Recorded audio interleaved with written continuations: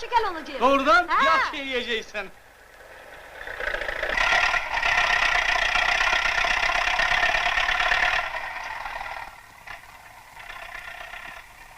Bak gör bizim yolumuz hara kadar uzanacak. Tezlikle burada böyük bir qəsəbə yüksələcək. Dağların sinəsi çil sıra bəzənəcək.